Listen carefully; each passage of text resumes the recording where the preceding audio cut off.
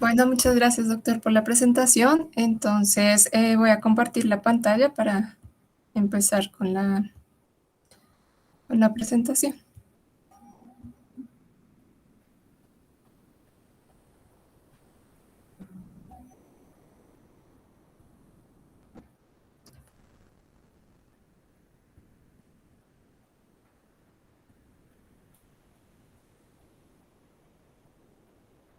Listo. Entonces, ahí se ve bien. Sí, quítala, es perfecto. Listo. Entonces, vamos a empezar a hablar sobre los trastornos hemorrágicos del paciente crítico. Esta va a ser como la tabla de contenido de lo que vamos a trabajar en la presentación, que va a ser fisiología de la coagulación, las pruebas diagnósticas, los principales trastornos hemorrágicos que encontramos en los pacientes críticos, y vamos a hacer un resumen rápido de la definición y el manejo de lo que corresponde a la coagulación intravascular diseminada. Entonces vamos a hablar primero un poco de la fisiología de la coagulación. Entonces, tener en cuenta inicialmente pues que la hemostasia tiene un componente primario y secundario, que es un mecanismo pues de defensa del organismo que va a mantener la integridad de la pared vascular, evitando pues la pérdida de sangre cuando tenemos una lesión a nivel de los vasos sanguíneos. Sin embargo, pues también hay procesos adicionales que se van a activar en donde se genera la permeabilidad de esos vasos cuando ya está reparada la lesión. Su función pues involucra 4 componentes que actúan de una manera localizada, amplificada y modulada. Estos son el sistema vascular, el sistema plaquetario, el sistema de coagulación y el sistema fibrinolítico, de los que ya vamos a hablar un poco más profundo en las siguientes diapositivas. La hemostasia, entonces, como les decía, pues se divide en una fase primaria y una fase secundaria, que pues son fases que actúan de todas maneras en un sinergismo. Estas fases entonces se dividen más o menos en 5 procesos. Acá en esta gráfica están descritos 4 de ellos y están dados por un proceso de vasoconstricción local, por reacciones de adhesión y de liberación y activación plaquetaria, por formación de fibrina y por la estabilización del trombo plaquetario, y finalmente pues todo el proceso de fibrinolítico pues para ayudar a controlar a que este trombo no obstruya pues todo el vaso sanguíneo, sino que sea localizado. Entonces, cuando tenemos una lesión vascular, lo primero que va a ocurrir es una vasoconstricción local a nivel del endotelio, que limita pues el flujo de sangre a la zona que está lesionada. Además, expone pues a la sangre moléculas adhesivas que están presentes en el subendotelio, como es el colágeno y el factor de von Willebrand, entre otras proteínas que van a favorecer pues la adhesión, activación y pues la agregación plaquetaria. Eh, con liberación, pues además de diversos mediadores y factores procoagulantes que aseguran la formación pues del tapón hemostático primario. Adicionalmente, como les decía, en sinergismo, pues se genera la activación de todos los procesos de la cascada de coagulación, en donde pues se produce la activación de factores como el factor tisular, que está presente en los fibroblastos del subendotelio, lo que inicia pues el proceso de coagulación que lleva a la formación de la malla de fibrina alrededor del tapón plaquetario, que en conjunto con otros elementos formes de la sangre y proteínas adhesivas van a conformar pues el tapón hemostático secundario o el coágulo de fibrina. De todas maneras, de manera simultánea hay formación y reparación de ese tejido lesionado cuando ya se ha controlado este proceso por la liberación de plasminógeno, que inicia la activación del sistema fibrinolítico con formación de plasmina, que pues es una enzima que limita el crecimiento de la malla de fibrina y restablece el flujo sanguíneo una vez que el tapón hemostático secundario ya ha cumplido su función. Entonces, dentro de ese sistema de coagulación está integrado pues, por una serie de proteínas plasmáticas, dentro de las que encontramos los factores de contacto, unos cofactores, factores dependientes de vitamina K e inhibidores. Los factores de contacto están representados por los factores 11, el 12, la precalicreína y los quininógenos de alto peso molecular, que son llamados así porque ellos tienen contacto con las superficies cargadas negativamente para activar pues todas las vías pues de la coagulación. Las deficiencias cuando se presentan en estos podemos observar un alargamiento del PTT. Sin embargo, en vivo también se ha asociado con cuadros de trombosis, lo que nos explica que también están asociados pues algunas proteínas que participan en los procesos de fibrinolisis, porque se puede activar el plasminógeno de manera directa por acción del factor 12A o de manera indirecta a través de una vía por la precalicreína.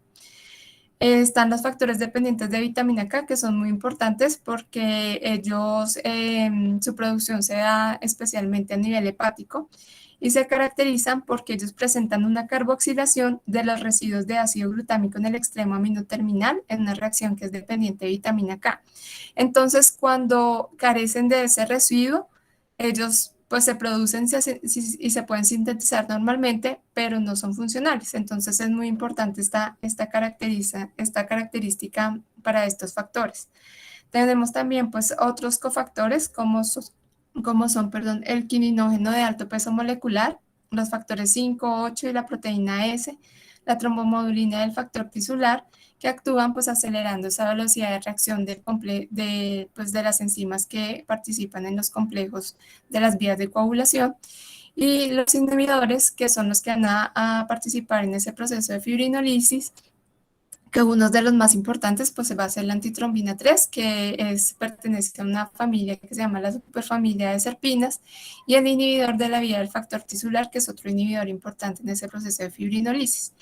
Entonces, para entender un poco el proceso de coagulación es importante recordar algo de la teoría pues de la coagulación que conocemos. Hay una teoría clásica que habla sobre la acción de una vía intrínseca y de una vía extrínseca. Esta fue escrita más o menos hacia los años 1960 y 1970 y explica el mecanismo de la coagulación como un proceso enzimático secuencial ilimitado sobre la superficie de las plaquetas, con el cual se va a favorecer la formación de trombina, que es lo más importante que necesitamos porque es, digamos, el que va a estabilizar como tal el coágulo o la formación del coágulo y obstruir pues la lesión que hay a nivel del vaso sanguíneo. Entonces, en la vía intrínseca vamos a encontrar unos factores de contacto que van a ser los quininógenos de alto peso molecular, que se unen a esas cargas negativas que están liberadas ahí en el subendotelio y activan pues la precalicreína y la calicreína, que va, digamos, todo este complejo asociado a estos quininógenos de alto peso molecular van a activar el factor 12 en factor 12 activado. En la teoría clásica van a ver que esto se da de una manera secuencial. Entonces acá se activa el factor 12, este activa como tal el factor 11, también mediado por estos cofactores que son los quininógenos de alto peso molecular, y se va a generar un complejo que es muy importante acá en la vía intrínseca, que es el complejo de tenaza intrínseco, que está formado por el factor 9 activado, el factor 8, los fosfolípidos y el calcio, que van a llegar a la formación de la vía común. La vía extrínseca, por otro lado, entonces está formada principalmente por un complejo que está dado por el factor tisular, que también está dado por la liberación cuando hay pues daño vascular, por el complejo 7A, por los fosfolípidos y por el calcio, y también su desenlace va a hacer llegar a la vía común, en donde el factor 10A y el factor 5A unidos al calcio van a formar este complejo de protrombinasa que nos va a llevar a la activación de la protrombina en trombina, que como tal es el que va a activar, a formar activar el fibrinógeno, que va a formar monómeros de fibrina y polímeros de fibrina y van a pues formar la fibrina estable asociada pues al factor 13A, que estabiliza un poco más finalmente el coágulo. El modelo celular de la coagulación es un modelo que fue desarrollado por los doctores Hoffman y Monroe, que digamos que maneja casi que lo mismo que en la vía clásica, solamente que ellos no hablan de que hay una activación secuencial de todas estas vías, sino que se producen procesos enzimáticos que simplemente se van activando dependiendo pues de la necesidad que se produce cuando está la lesión. Y también es importante en este modelo que se activan células muy, pues como las plaquetas, entonces lo tienen muy en cuenta en su descripción. Entonces, este modelo celular tiene una fase de iniciación, tiene una fase de amplificación y una fase de propagación. Esta fase de iniciación se da también igual por la liberación o por el estímulo del factor tisular que se une al complejo de 7 activado y que genera la activación pues de otros factores como el factor 10, el factor 9, que luego vamos a ver que van a actuar acá en la fase de propagación. Y estos factores, entonces, generan acá durante la activación de las plaquetas, cuando ésta se adhiere al subendotelio, genera un cambio conformacional de la plaqueta y hay factores que se unen pues al receptor de la plaqueta como y se liberan pues moléculas de adhesión plaquetaria y factores de coagulación como el factor 5 que van a participar acá liberando, digamos así, el factor 8, el factor de von Willebrand, que también se liberó cuando hubo lesión pues, de la pared vascular, y se genera pues, la activación del factor 8 y del factor 10, que pues va a ser de la vía común, como ya lo habíamos visto pues, en la teoría clásica. Finalmente, lo que va a ocurrir o lo que va a llevar esto es a un estallido de trombina por la activación del factor 10, junto con el factor 8A, que la trombina pues es lo más importante para la estabilización, como veíamos en la vía clásica pues del coágulo. Dentro de este proceso, entonces, como veíamos en una de las primeras diapositivas, hay unos factores anticoagulantes que son muy importantes para que la generación de ese coágulo, de ese trombo, no se extienda a zonas en donde no son necesarias, sino que se mantenga ahí localizado hasta que sea reparada la lesión. Dentro de estos factores, entonces encontramos el inhibidor de la vía del factor tisular, que lo que hace es inhibir la unión del complejo que se formaba acá entre el factor tisular, el 7 activado y pues el calcio, entonces inhibe como la formación de ese complejo. Y también se puede ver aumentado cuando tenemos elevación del factor 8A. También tenemos pues dentro de los factores anticoagulantes la antitrombina 3, que es muy importante, esta va a inhibir el factor 10A que hace parte de la vía común, va a inhibir pues la trombina como tal, pues que es el mecanismo final, digámoslo así, para la formación del coágulo. Está la proteína C y S, que estas están dadas porque cuando hay una activación de la trombomodulina, que es liberada por las células endoteliales, esta se une a la trombina y va a activar la proteína C, que se une a un complejo con la proteína S, y este complejo va a inhibir el factor 8A y va a inhibir el factor 5A de la vía común. Entonces es así como también se puede, pues participan en ese proceso de fibrinolisis. Entonces, dentro del estudio de los pacientes con trastornos hemorrágicos, es muy importante, pues, digamos, tener en cuenta cómo va a ser el abordaje de estos pacientes. Entonces, tener en cuenta que dentro del estudio inicial, pues iniciamos de pronto evaluando cómo está el recuento de plaquetas de estos pacientes. Ya vamos a ver en una diapositiva más adelante cómo podemos hacer el enfoque diagnóstico dependiendo si encontramos trombocitopenia. Lo siguiente que normalmente hacemos es tomar pruebas de coagulación que pues son pues el tiempo de protrombina y el tiempo de tromboplastina parcial activado, que se utiliza pues plasma citratado, que es como un quelante del calcio. En el PT lo que se utiliza es que se administra en la muestra tromboplastina, factor tisular o fosfolípidos, para que se dé la activación de la vía y en esta vamos a evaluar la vía extrínseca. Va a haber una variación dependiendo de los diferentes laboratorios del tipo de tromboplastina, digamos, que se puede utilizar para hacer la reacción del PT. Entonces, por eso esa variación está mediada por el INR y por eso pues vamos a encontrar diferentes valores. Lo ideal es mantener, o el valor normal es entre 0.8 y 1.2. Dentro del estudio, entonces, también tenemos la tromboplastina parcial activada, en donde también a este plasma citratado se le agregan fosfolípidos, y con esta lo que vamos a evaluar principalmente va a ser la vía intrínseca pues, de la coagulación. Entonces, cuando tenemos alteración de los dos tiempos, o sea, del tiempo del PT y del PTT, podemos pensar en que hay una coagulopatía de consumo, que hay hepatopatía, o que hay alteración de la vía común, que es un trastorno un poco más raro. Otras de las pruebas que podemos utilizar es el tiempo de trombina, que nos va a hablar de la conversión de fibrinógeno a fibrina, que si recuerdan las gráficas anteriores, es la fase final como de la vía común. También podemos evaluar los niveles de fibrinógeno. los productos de degradación de la fibrina y el dímero D también es otro de las pruebas que podemos estar evaluando en el estudio de estos pacientes. Uno de los digamos, actuales pruebas que se está utilizando para el estudio de los pacientes que tienen alteraciones en la coagulación es el uso del tromboelastograma. La muestra que se utiliza normalmente para el tromboelastograma es una muestra de sangre total y lo que vamos a encontrar entonces va a ser un tiempo R, que es el intervalo entre el inicio de la coagulación hasta que el tromboelastograma tiene una amplitud más o menos de 2 milímetros. Y ese tiempo R comienza, digamos que nos da el comienzo de la formación de la fibrina, representa la generación de tromboplastina y refleja la función del sistema intrínseco, especialmente de los factores 12, 11 y 8. Se prolonga pues por deficiencia de factores de coagulación y por acción de anticoagulantes y su valor normal es más o menos de 4 a 8 minutos.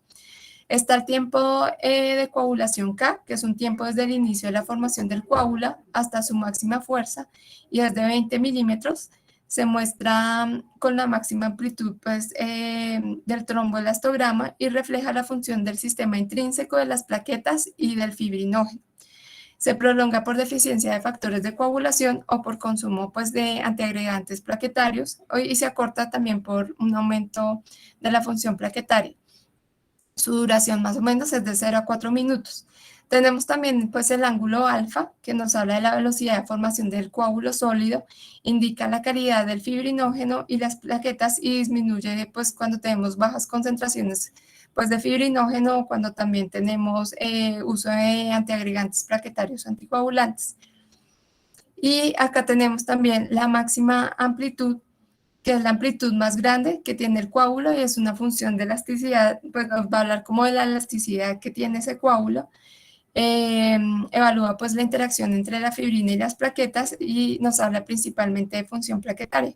Lo vamos a ver aumentado en cuadros de hiperagregabilidad plaquetaria y disminuye en presencia de antiagregantes plaquetarios o cuando tenemos cuadros de trombocitopenia. Después de esta máxima amplitud que tenemos acá en el tromboelastograma, empezamos a evaluar un proceso de fibrinolisis, que lo vamos a evaluar con un tiempo LY, que se llama LY30, o también hay otros tromboelastogramas que evalúan el LY60, que refleja el porcentaje de lisis del coágulo posterior a esta máxima amplitud que se ha generado en la formación del mismo. Expresa la estabilidad está en 30 minutos, si lo tomamos en 60 minutos, se va a conocer como el LY60. Se incrementa en estados de fibrinolisis y su valor normal es de un 0 a un 8%. En valores mayores de 8%, siempre es necesario pensar en estados de hiperfibrinolisis, tanto primarias como secundarias. Entonces acá tenemos unos ejemplos de un tromboelastograma normal cuando tienen deficiencia de factores de coagulación, que los se evalúan en la fase R, cuando hay disminución de trombocitopenia o bloqueadores de la función plaquetaria, que vamos a ver una disminución de la máxima amplitud, estados de hipercoagulabilidad, entonces tenemos disminuido acá la R, porque hay déficit de factores de coagulación. Esta es un tromboelastograma característico de CID y este de estados de hipocoagulabilidad. Este tromboelastograma, entonces, hay revisión de la literatura que se han utilizado o que sugieren su uso para diferentes monitoreo de pacientes que sufren de alteraciones hemorrágicas, por ejemplo, en pacientes con trasplante hepático, en pacientes con trauma, también se ha descrito en cirugías cardíacas y en sepsis también se ha dado descripción de esto. Las revisiones de la literatura,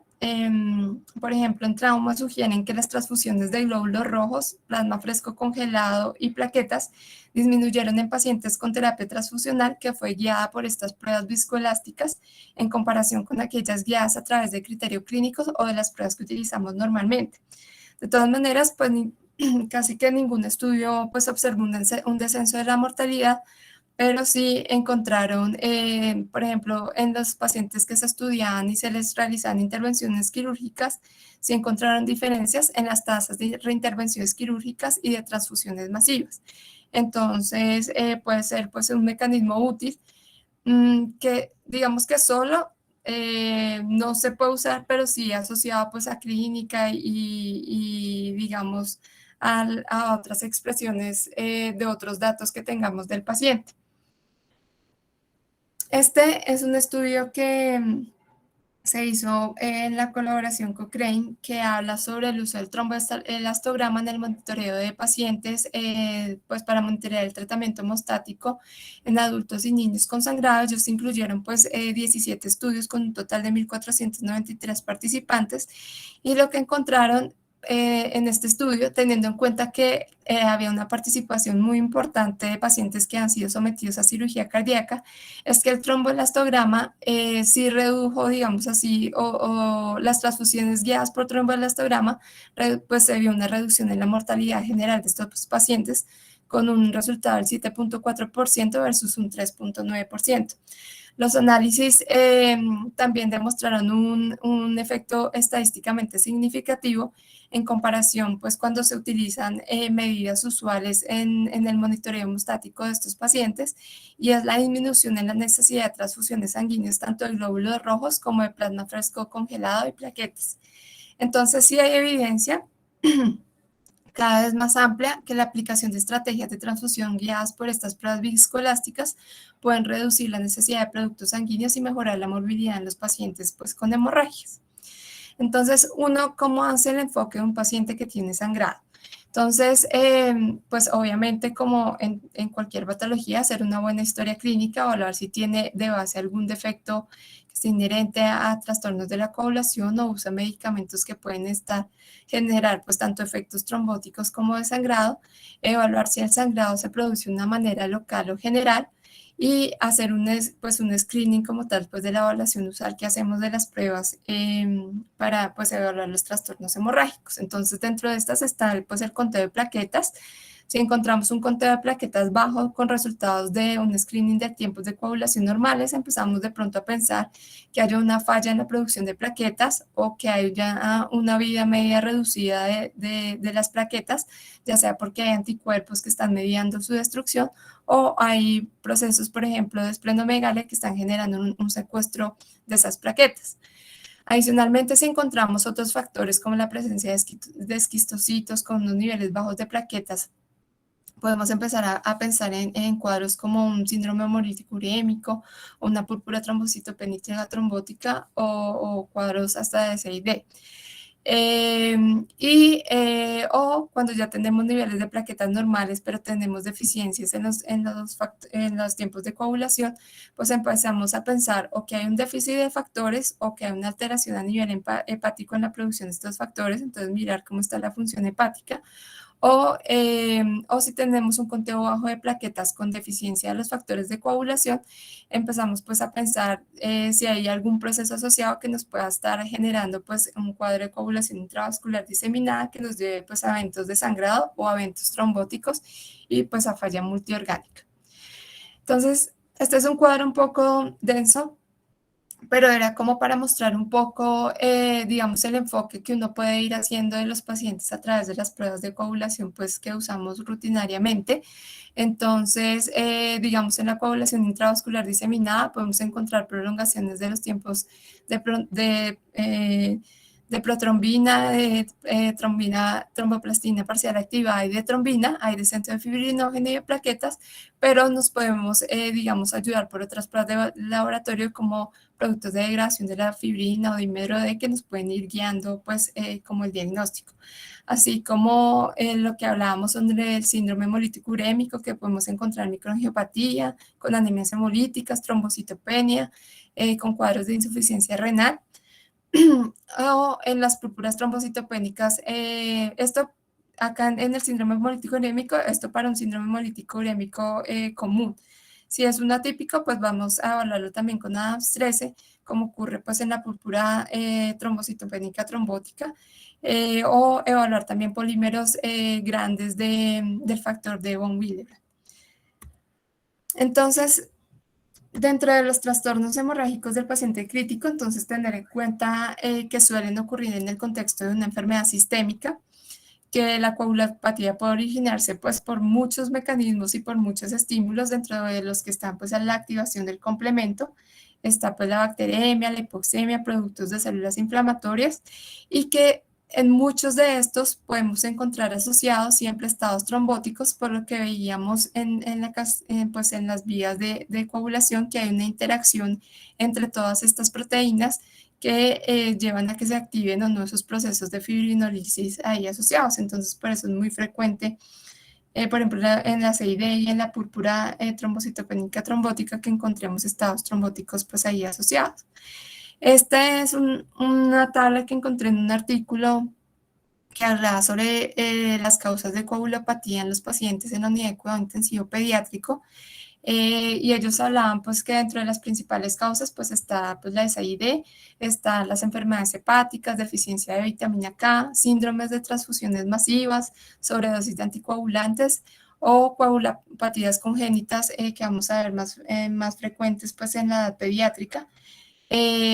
como son pues la hemofilia A, la hemofilia B, procesos de trombocitopenia asociados a medicamentos o por estados inmunológicos, o defectos como tal adquiridos de plaquetas inducidos pues por medicamentos o por uremia. También hablan pues de deficiencias asociadas con algunas enfermedades específicas, entonces por ejemplo la amiloidosis asociada con una deficiencia del factor 10, o la enfermedad de Gaucher asociada con deficiencia del factor 9, o el síndrome nefrótico, que está asociado con déficit de antitrombina 3 y del factor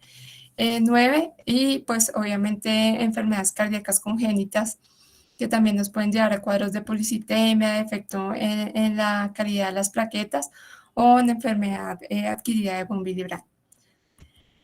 Entonces, en el manejo de estos pacientes con riesgo de coagulopatía, siempre es importante tener en cuenta unos factores que digamos que nos ponen aún más, además de que ya estemos predispuestos por un cuadro de sepsis, por un cuadro de trauma, por una quemadura, por una neoplasia, a que haya mayor riesgo de coagulopatía. Entonces, dentro de esos factores se han descrito pues un estado de acidemia, el pH menor de 101. Estos datos son un poco más asociados o descritos en adultos, pero pues obviamente fisiológicamente en niños también los usamos. Pero el pH menor de 7,1 pues va a dificultar la polimerización de la fibrina, debilita la resistencia pues del coágulo, y altera la actividad del complejo protombina con el factor 10A y 5A, que se van a ver reducidos, y va a aumentar también la fibrinólisis. La hipotensión también va a retardar la migración celular y por lo tanto pues la formación de todos estos complejos enzimáticos que participan en el proceso de coagulación, y la hipotermia va a retardar las reacciones enzimáticas, va a generar disfunción plaquetaria,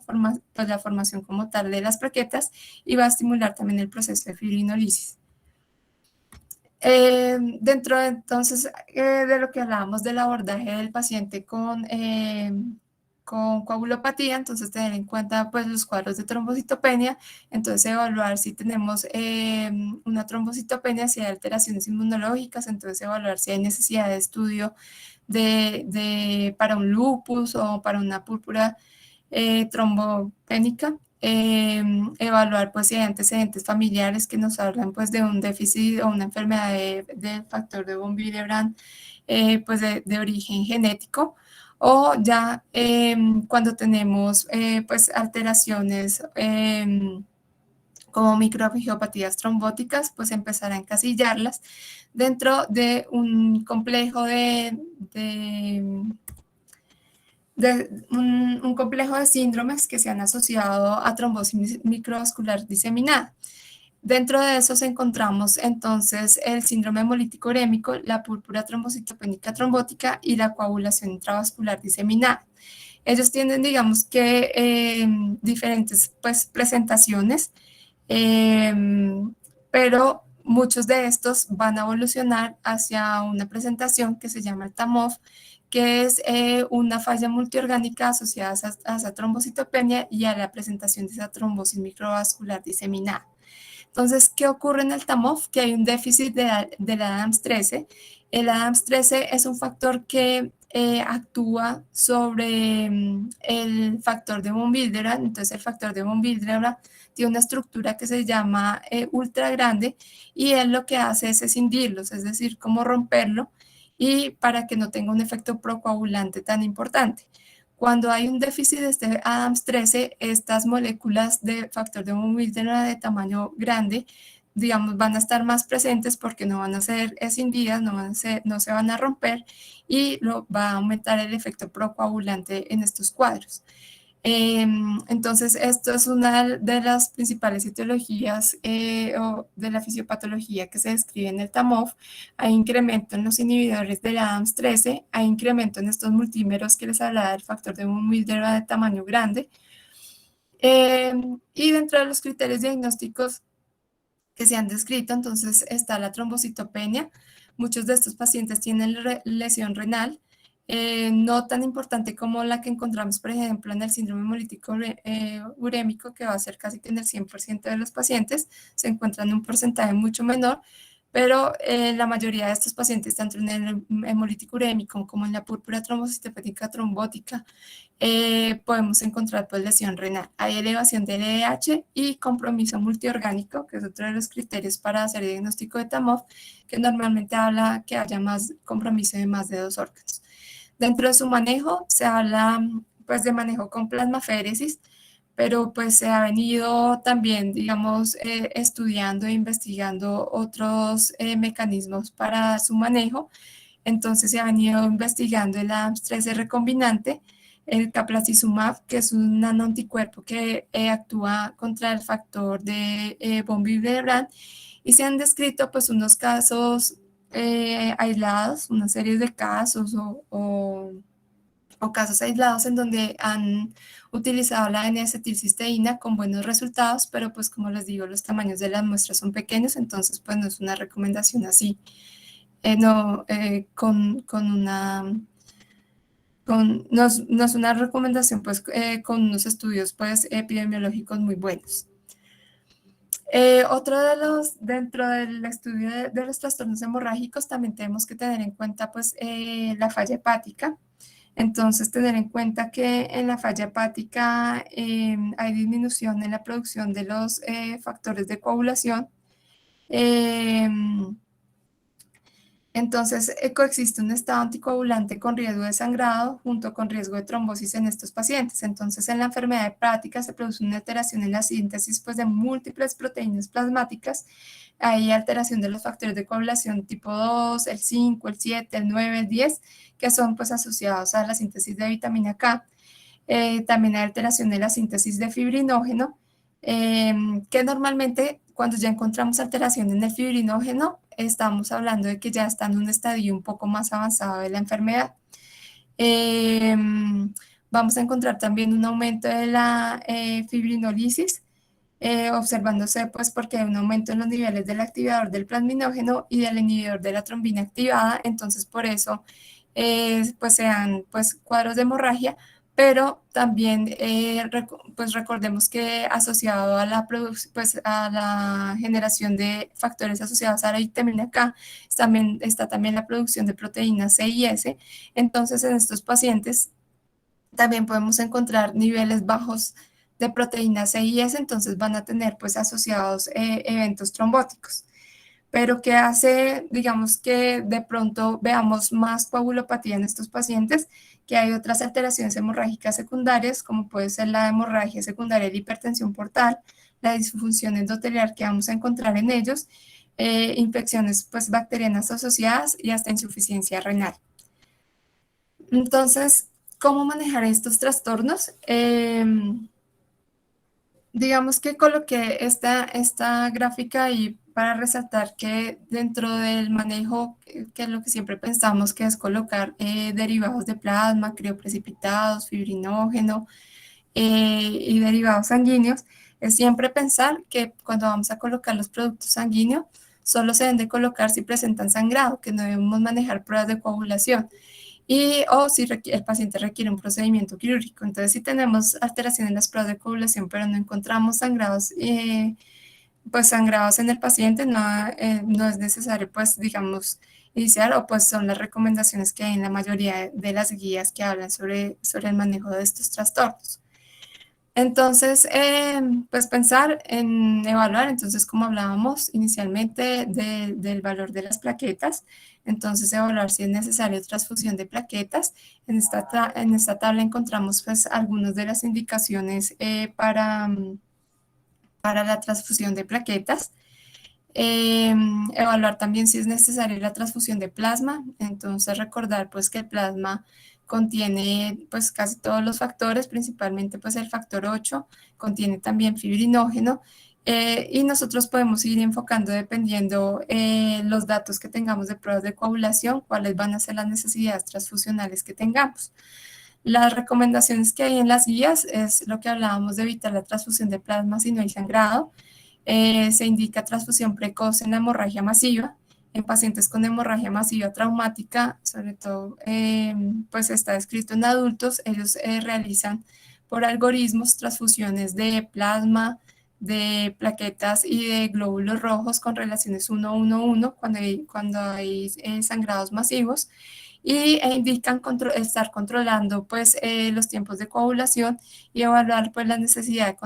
continuar la transfusión de plasma dependiendo si tenemos un aumento de los tiempos de coagulación mayor de 1.5 veces. Recordar pues también que la transfusión de plasma no es retrasar de pronto el aporte de fibrinógeno si tenemos unos niveles bajos de este, porque pues a pesar de que este tiene fibrinógeno, su composición no es tan alta como la de tener concentrados de fibrinógeno o colocar crioprecipitados. Los crioprecipitados entonces contienen principalmente factor 8 y tienen también una composición alta de fibrinógeno, y pues es requerido su transfusión si los niveles de fibrinógeno son inferiores a 50-100 miligramos por decilitro. Otras medidas que se han descrito de manejo está el ácido tranexámico, que es un derivado sintético de la lisina que actúa como un agente antifibrinolítico mediante la inhibición competitiva del plasminógeno. Se han descrito pues varios estudios que avalan pues su uso en pacientes con sangrado. Hay un estudio grande que se llama el estudio CRASH-2, que es un estudio en el que evaluaron 20.000 pacientes que habían tenido trauma y que habían tenido pues sangrado asociado al trauma, en los que encontraron que la administración de ácido tranexámico desde que se produce la lesión hasta 3 horas disminuía notablemente la mortalidad. Ellos hicieron la reevaluación de los pacientes y los pacientes a los que se les administraba 3 horas después, digamos que ya no tenía el mismo beneficio y el sangrado pues podría persistir. También se ha descrito algo sobre el factor 7 recombinante que es utilizado también en pacientes quirúrgicos. Este factor 7 recombinante pues va a mejorar la formación del coágulo de fibrina al mejorar la generación del factor 10A, que recuerden participa en la vía clásica con la formación de un complejo con el factor tisular. Controla el sangrado, sirve para controlar el sangrado en la enfermedad hepática grave y como les decía también se utiliza mucho en pacientes en posoperatorio de cirugía cardiovascular. Sin embargo, los estudios, pues a pesar de que mejoran los resultados disminuyendo el uso de otros derivados sanguíneos como la transfusión de plasma, de plaquetas y de precipitados, pues la mayoría de los estudios no encuentran cambios en la mortalidad. Otra de las medidas que se recomienda es el uso de vitamina K, que sobre todo está recomendado en coagulopatía causada pues por enfermedad hepática en la mayoría pues, o en las guías que revisé. También se ha descrito el concentrado del complejo protrombínico y el concentrado de fibrinógeno, que son alternativas. El concentrado del complejo protrombínico y el del fibrinógeno pueden ser alternativas al plasma fresco congelado. Este complejo protrombínico, digamos que su presentación puede tener 3 o 4 factores. El de 3 factores contiene el factor 2, el 9 y el 10, y el de 4 factores contiene el factor 2, el 7, el 9 y el 10. Contienen también proteínas C y S y son usados en pacientes con hemorragia masiva. Pueden revertir los antagonistas de vitamina K como la warfarina, pero los estudios tampoco han demostrado que disminuya mortalidad. En este estudio que está referenciado en la parte de abajo es un estudio de Cochrane en donde hablan pues, de estas medidas. encontraron pues que el concentrado de fibrinógeno sí redujo la hemorragia después de las cirugías cardíacas y ortopédicas en comparación con el placebo, redujo casi a la mitad la necesidad de transfusiones de sangre posterior a cirugía cardíaca y redujo también la necesidad de transfusiones en el 75% de otras cirugías, pero pues tampoco se encontró que disminuya pues significativamente la mortalidad en estos pacientes. Finalmente, pues digamos que dentro del enfoque y que me parece de manera importante hablar es sobre la coagulación intravascular diseminada, porque es una de los principales trastornos hemorrágicos que podemos encontrar en el paciente pediátrico en la unidad de cuidado intensivo. Es un síndrome, esta es la definición que ha escrito el subcomité científico de la Sociedad Internacional de Trombosis y Hemostasia,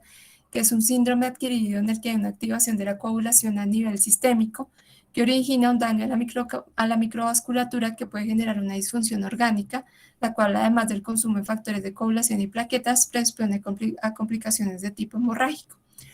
Sus causas pueden ser muchas. La principal causa que se han descrito, pues, sobre todo en los pacientes pediátricos, pues, es la sepsis, pero pues, está asociada también a enfermedad hepática, a pacientes politraumatizados y a cualquier lesión que genere destrucción tisular, pues por la liberación de todo, de lo que hemos hablado durante la fisiología de la coagulación, de todos estos marcadores inflamatorios y de todas estas células y estos factores como el factor tisular que pueden generar la activación de estos procesos de coagulación.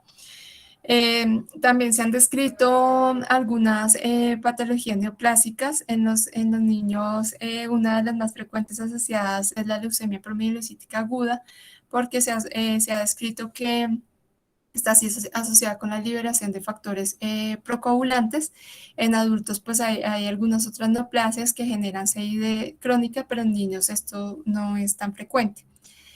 Entonces, dentro de la fisiopatología de la CID, tenemos que normalmente hay cuando hay exposición a bacterias o a procesos inflamatorios, hay exposición a patrones moleculares asociados a patógenos o a patrones moleculares asociados a peligro, que lo que hacen es activar los monocitos y estos pueden generar pues liberación de factor tisular, que pues como vimos en toda la charla, se va a unir al factor 7A y puede generar la activación de toda esta cascada de coagulación. Este monocito se activa y empieza la liberación de diferentes quimioquinas y diferentes sustancias que va a activar pues las células endoteliales, pues va a madurar y generar pues la activación de neutrófilos y todo esto va a llevar a que se activen pues otros procesos procoagulantes. ¿Por qué se generan? Porque las células endoteliales normalmente digamos que en un estado sano, generan liberación de óxido nítrico y de prostaglandina I2, pero cuando hay una lesión sobre ellas lo que van a activar es el factor de von Willebrand y van a generar agregación plaquetaria. Entonces esto ya nos genera un efecto pues trombótico, porque los mecanismos de fibrinólisis también van a estar alterados, entonces no van a poder controlar este proceso. Adicionalmente, los neutrófilos van a liberar también diferentes sustancias. Dentro de estas generan unas trampas extracelulares de neutrófilos que están compuestas por DNA, histonas, plaquetas, fibrinas, glóbulos rojos, que también todas estas sustancias van a generar procesos procoagulantes. Entonces van a participar en la formación de más pues, trombos en este cuadro. El sangrado se produce porque adicional a la formación de trombos, pues va a consumirse todos los factores de coagulación y hay una alteración también en los procesos de fibrinólisis. Entonces, por eso podemos, como veíamos anteriormente, ver procesos trombóticos y procesos de sangrado asociados a la CID. Dentro de los criterios diagnósticos que se han descrito, están dados por el subcomité científico de la Sociedad Internacional de Trombosis y Hemostasia. Entonces, los más usados son estos, en donde se evalúa el conteo de plaquetas, se evalúa la presencia pues, de dímero de productos de degradación de la fibrina, el tiempo de protrombina y los niveles de fibrinógeno. Y lo que se hace es sumar los diferentes puntos que nos da, y si es mayor de 5, tiene un riesgo alto de CID. Sin embargo, en la última actualización que se produjo para pues, el diagnóstico en adultos, veían que estos criterios pues, eran muy densos, entonces digamos que los resumieron a evaluar solamente un conteo de plaquetas, a evaluar el PT y a evaluar el score de SOFA, pues, que se utiliza sobre todo pues, en los pacientes adultos, para dar un puntaje y resumir así un poco más pues, los criterios diagnósticos para CID. El tratamiento, pues principalmente se basa en eliminar el factor desencadenante, entonces como vimos puede ser desde sepsis, trauma, desde procesos neoplásicos. Si tenemos sepsis, pues obviamente manejarlo con antibióticos. Se ha descrito también pues el uso de heparina. Si tenemos cuadros trombóticos, en donde indican sobre todo utilizar dosis, digamos que bajas, entre 5 a 10 unidades kilo hora para disminuir un poco el riesgo de hemorragia y evaluar según lo que veamos en las pruebas de coagulación si tenemos necesidad de transfusión de glóbulos rojos, plasma o crioprecipitados. Adicionalmente, se ha hablado sobre el uso de concentrados de antitrombina 3 y trombomodulina, que la antitrombina 3 pues, va a inhibir la formación pues, de la trombina y de otros factores de coagulación y va a proteger el endotelio, entonces va a ser como el mecanismo de acción que se va a utilizar en la CID. Sin embargo, pues los estudios no es que muestren unos grandes resultados. Hay algunos metaanálisis que han mostrado efectos benéficos, pero pues digamos que todavía no tiene una evidencia pues tan clara. La trombomodulina va a suprimir, si recuerdan en la gráfica inicial, la trombomodulina se unía a la trombina y ese complejo activaba la proteína C y es así como la proteína C participa en el proceso de fibrinólisis. Entonces, al utilizar la trombomodulina, suprimimos pues la coagulación a través de la activación de esa proteína C y suprime también la inflamación por la neutralización de esos patrones moleculares asociados a peligro que vimos pues, en la gráfica de la fisiopatología de la CID. Tampoco hay estudios pues, que nos den datos estadísticamente significativos, pero pues hay algunos estudios que muestran algunos efectos favorables en la supervivencia de los pacientes en los que se ha usado. Y pues la heparina, como lo que hablábamos, pues va a suprimir la coagulación, la activación pues a través de la antitrombina, y pues se utiliza sobre todo cuando tenemos cuadros de trombosis asociados.